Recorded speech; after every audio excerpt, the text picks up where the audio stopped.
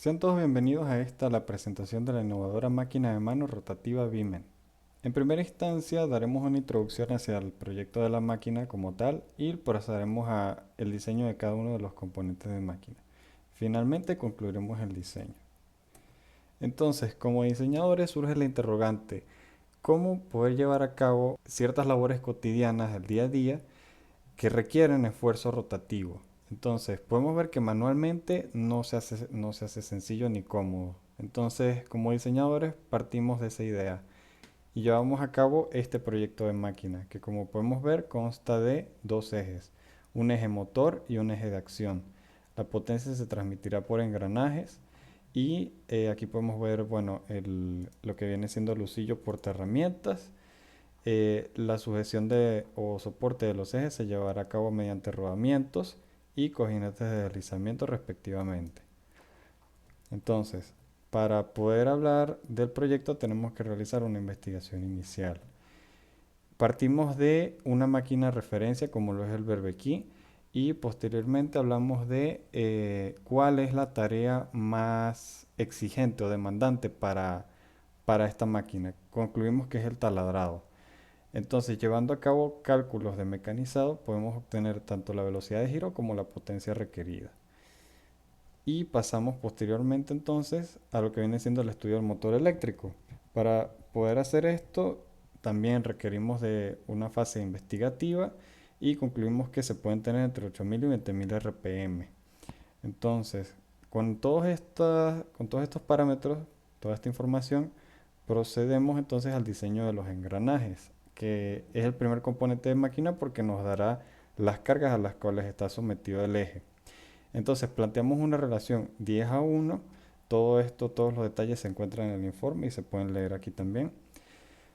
Y a partir de la potencia requerida para transmitir, establecimos también que la economía es un factor clave para el diseño. Entonces, en base a esto establecimos que la mejor manera para transmitir la potencia es mediante engranes de dientes rectos con ángulo de presión de 20 grados. Asumimos una temperatura de 50 grados como un caso muy muy extremo y una confiabilidad del 99,9%, factor de diseño de 2.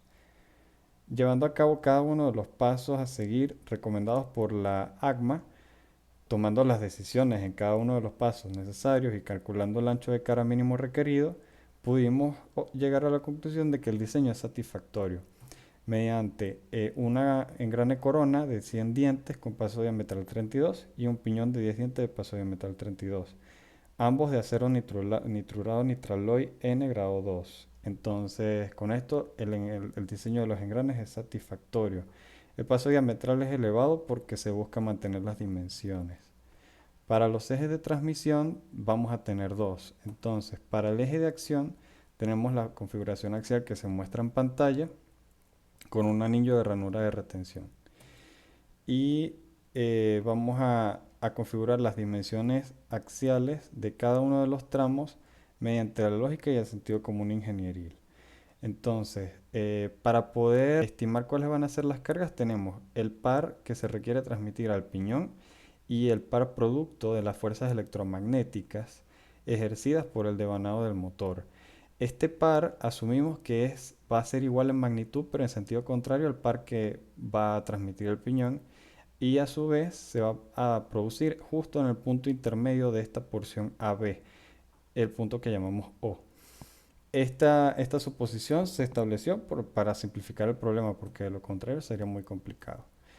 El estudio se va a llevar mediante un esquema de fatiga, dado que el eje se encuentra sometido a cargas fluctuantes, dinámicas en cuanto a dirección y sentido, no en magnitud, porque las cargas transversales van a ser constantes, pero la flexión sí va a ser alternante. Y realizando los cálculos pertinentes llegamos a las dimensiones que se muestran en pantalla. Tenemos el esquema final del eje motor. Y para el eje de acción, algo muy importante que tenemos que tener en cuenta es que este va a estar sometido a una carga de empuje que asumimos como un 50% de la fuerza de corte de mecanizado requerida. Esto es un punto muy importante a destacar. Entonces, este eje, como está sometido a carga axial, pues digamos que puede sufrir pandeo. Por lo tanto, mantener las longitudes lo más cortas posibles fue algo relevante. Para el diseño del eje tenemos esta configuración axial y este va a ser un componente sometido a cargas combinadas. Vamos a tener torsión, flexión por carga transversal y carga axial. De modo que tuvimos que recurrir repetidas veces al uso de la teoría del esfuerzo equivalente junto con un diseño a fatiga por las condiciones antes dichas, obteniendo así el resultado que se indica en la pantalla. Todos los detalles se encuentran más especificados en el informe. Aquí tenemos una vista trimétrica del modelo realizado con SolidWorks y el montaje del eje de acción como tal. Para la selección de los rodamientos vamos a emplear el catálogo SKF del año 2019 junto con su procedimiento recomendado, que consiste básicamente en obtener la vía nominal de rodamiento, determinar la relación de capacidad dinámica requerida, calcular la carga dinámica equivalente, la capacidad dinámica requerida, seleccionar el rodamiento y verificar la selección mediante iteración.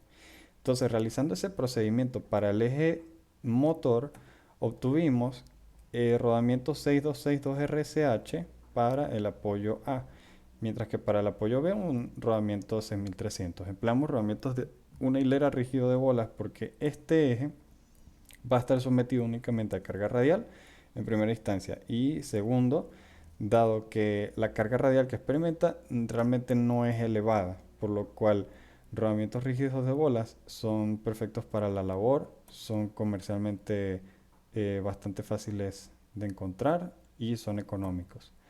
Y para el eje de acción, entonces emplearemos, recordemos, un rodamiento en el apoyo A y un cojinete de deslizamiento en el apoyo D, que luego será diseñado. Pero para el rodamiento emplearemos un apareo, disposición en tándem de rodamientos rígidos de bolas, porque recordemos que la carga axial es de una magnitud bastante elevada. Entonces es por ello que emplearemos este tipo de rodamientos. Cabe destacar que en la selección de rodamientos nos dimos cuenta que los tamaños de los muñones realmente no eran los apropiados, debido a que no existían rodamientos con diámetro de aro interno capaces de resistir las cargas.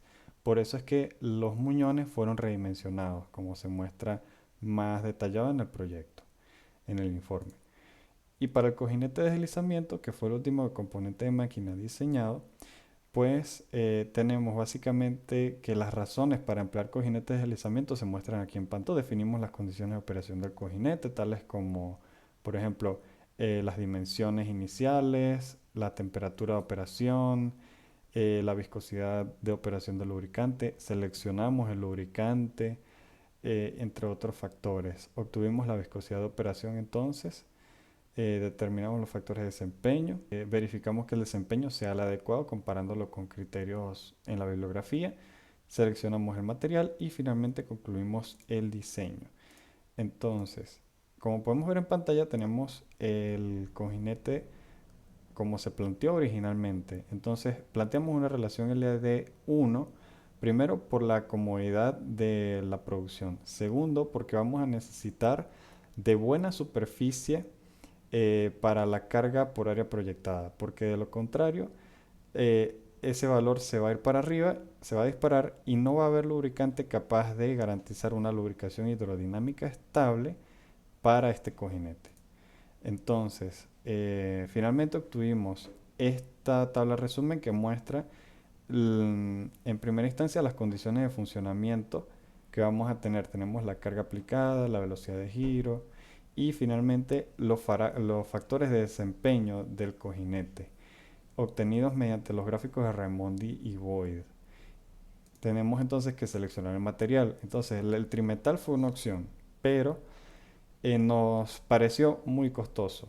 Entonces, dado que la máquina BIM se necesita lo más económica posible para que sea accesible para cualquier persona en el mercado, concluimos que el material más adecuado es una aleación estaño bronce, porque presenta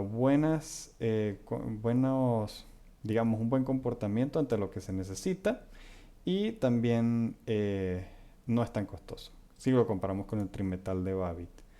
Entonces concluimos así el diseño. Tenemos entonces la máquina armada y por dentro vamos a tener el motor eléctrico, el eje motor en el cual el devanado va a estar situado en esta zona, el piñón unido a la corona, el eje de acción soportado por un rodamiento apareado de bolas y un cojinete de deslizamiento, el husillo que va a aportar las herramientas a la salida y tenemos así finalmente la máquina diseñada. Tenemos aquí finalmente como conclusión los detalles de cada uno de los elementos de máquina diseñados, todo, las dimensiones, el material, todo lo que se necesita para poder llevar a cabo a la realidad esta máquina.